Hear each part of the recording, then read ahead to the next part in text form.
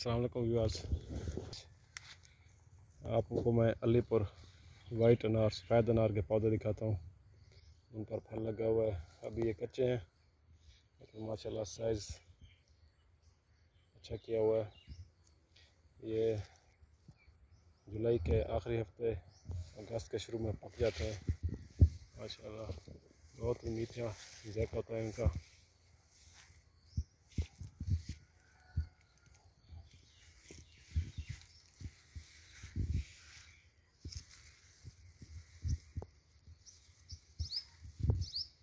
ये देखिए अल्लाह भी बहुत अच्छा किया हुआ है।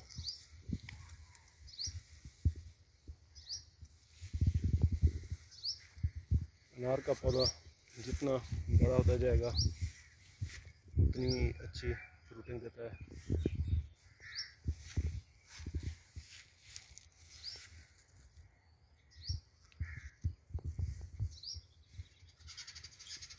ये सारे पौधे अलीपुर वाइट अनार के लगे हुए हैं।